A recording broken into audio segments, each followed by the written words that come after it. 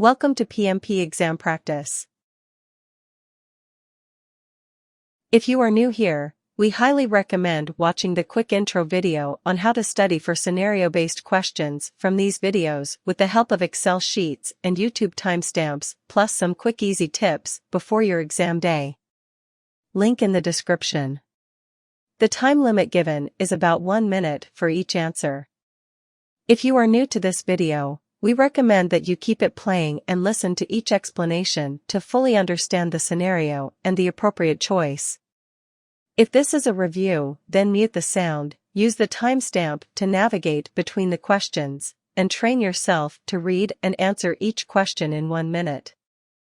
Thank you for joining us. Don't forget to hit the subscribe button and turn on notifications for new exam updated questions. Good luck! You are managing a project with a lot of different detailed activities.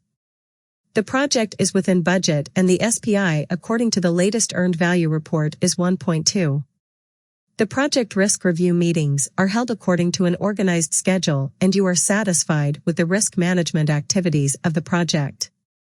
However, you get notified by 2 different stakeholders that some of the project status reports are not accurate. Which tool will you use to verify whether there is a problem? A. Inspection. B. Observations. C. Quality audits. D. Root cause analysis.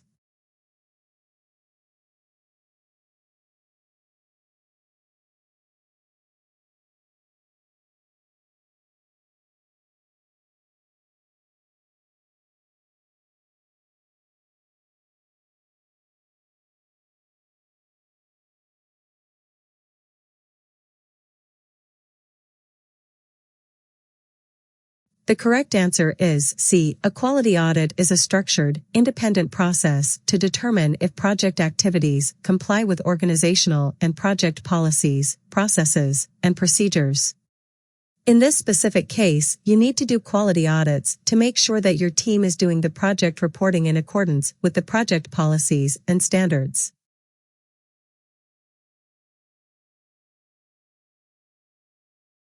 As the project manager of a manufacturing facility construction project, you have needed to estimate certain activity durations before all project team members were acquired. During the acquisition of the project team, you find that the actual competency levels of the team members are much lower than what you had anticipated when you were estimating the activity durations.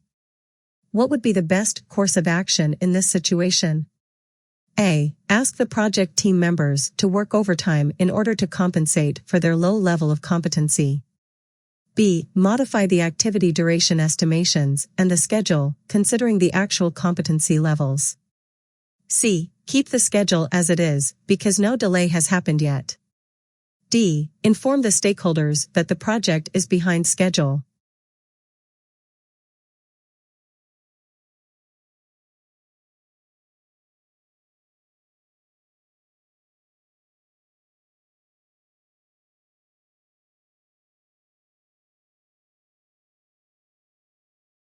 The correct answer is B. The best course of action is to fully understand the consequences of the lower competency of the team members.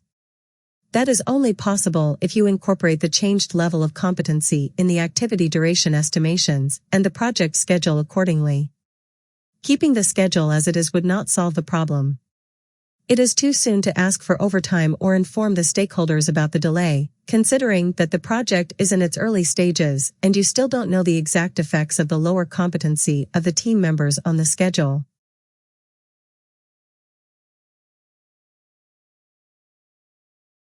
Your project team has forgot to take into account a critical design input from the design department while developing the scope statement. Now this poses a risk on the finished product quality. The sponsor wants an immediate resolution of the issue. What should you do as the project manager as the first step? A. Ask your sponsor for the best course of action at this stage. B. Submit a change request to address the issue. C. Update OPAs for your organization. D. Identify a workaround to contain the issue immediately.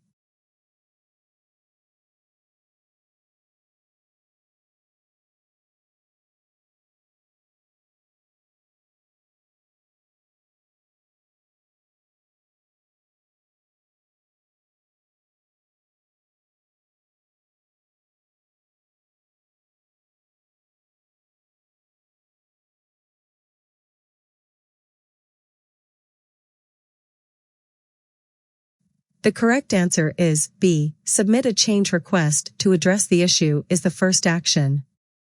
Rest of the actions will follow. Note that the question is asking for the first step, not the best action that could be taken. Hence, option D is a very close answer choice, but wrong. See, when you start doing a workaround, you are jumping into action before communication. This is a no-no for a good project manager. If you see my ideal PM behavior framework, you will see that a good project manager takes documentation as sacrosanct. Submitting a change request actually triggers the necessary communications before the PM takes any action himself.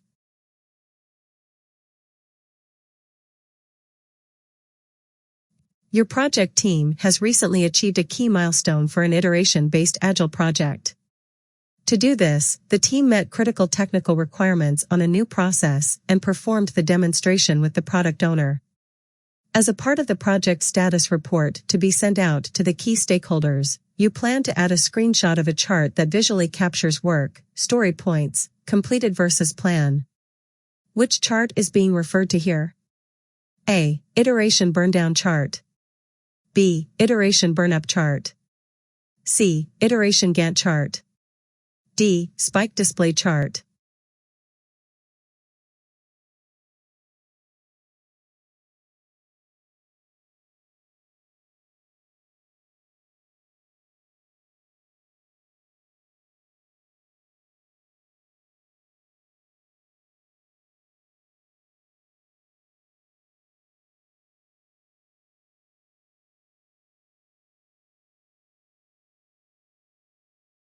The correct answer is B. Iteration burnup charts show story points, completed versus planned.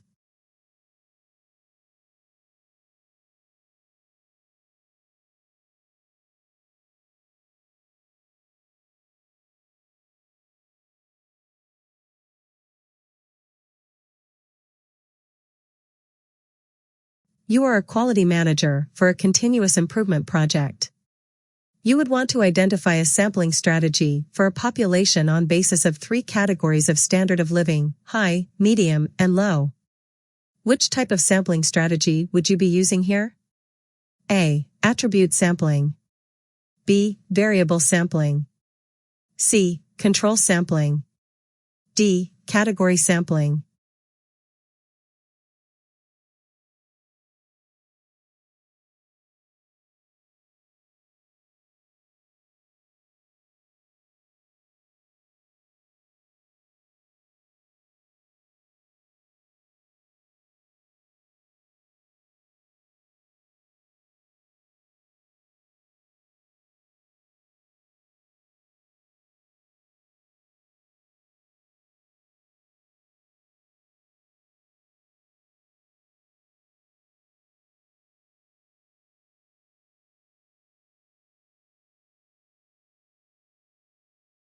The correct answer is B. Attribute sampling. Since this is a population based on categories, attribute. Hence attribute sampling. There is nothing called a category sampling in this context.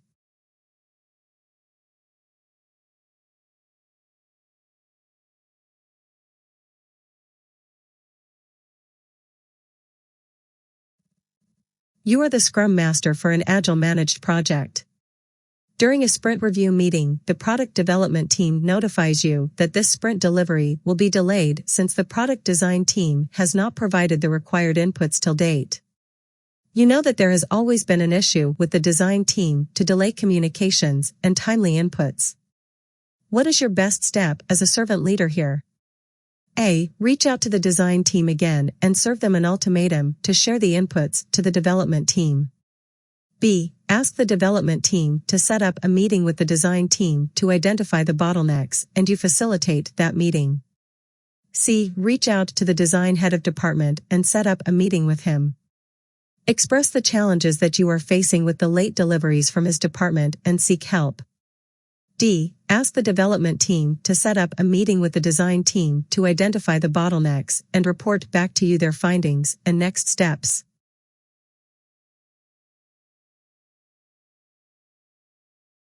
The correct answer is B. As a servant leader, your primary focus should be to expose and communicate bottlenecks inside and between teams. Then the teams resolve those bottlenecks. Additionally, as a facilitator, you should encourage collaboration between the design and development team, ask the right questions, get the right people in the room, and thus become impartial bridge builders and coaches, rather than make decisions for which others should be responsible.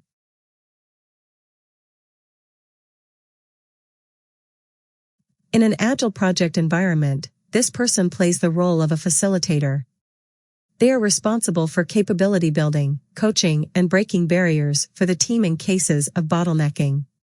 They have the advantage of experience, but the disadvantage of weak relationships in the client organization. So, often they need to work very closely with the product owners. Which agile team role is being talked here? A. Team facilitator. B. Project owner.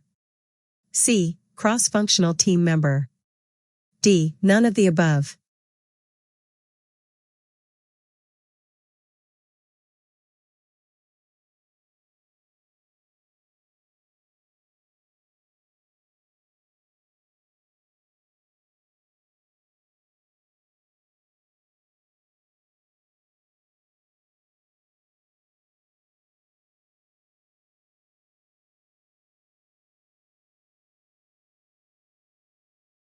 The correct answer is A. As per the delineated Agile team roles in the Agile Practice Guide, there are typical roles and responsibilities of team facilitator.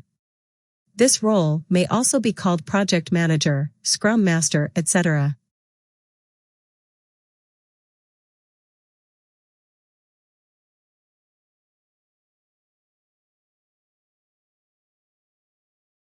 You are constructing an office building. The cost of this project is $200,000, and the duration of the project is 8 months. During the performance review in the 6th month, you find that 65% of the work is completed and the cost performance index is 1.3. The planned value, PV, will be A. $150,000, B. $130,000, C. $70,000, D. $266,666.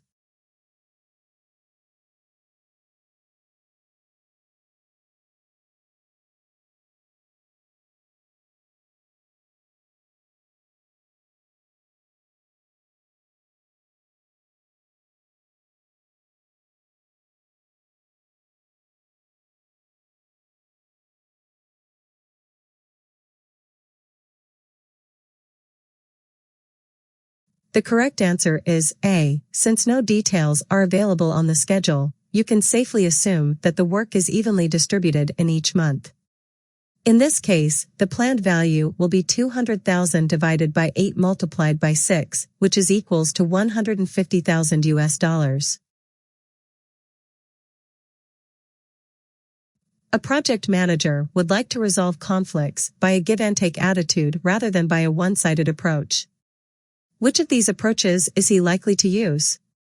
A. Forcing. B. Problem solving. C. Directing. D. Withdrawing.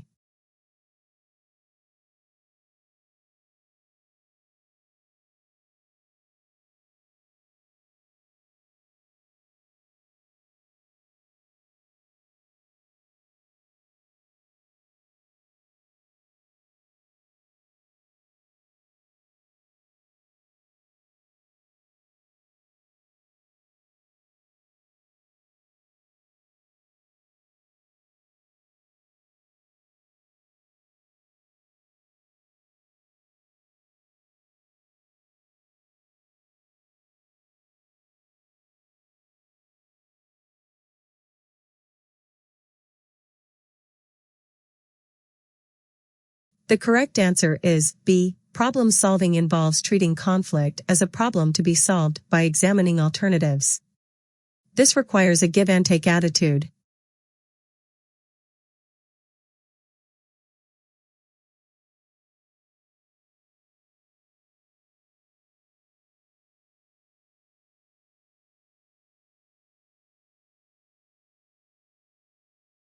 What is a technique used by project teams to bring everyone together on a set reoccurring basis to share what may be blocking or impeding on their work or plans? A. Daily stand-up meeting. B. Iteration review. C. Retrospective. D. Project kickoff.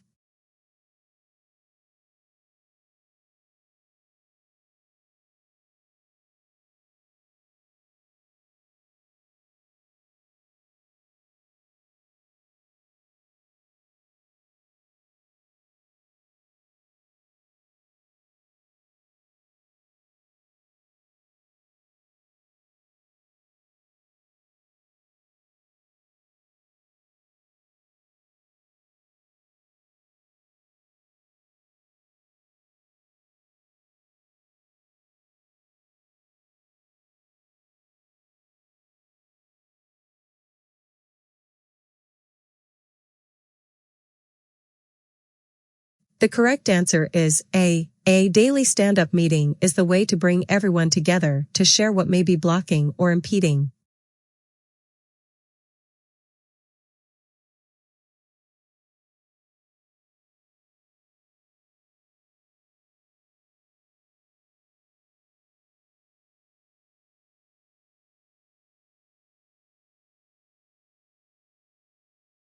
Don't forget to hit the subscribe button and turn on notifications, so you always get the latest updated exam questions. For special exam requests, please send us an email. Thank you for watching.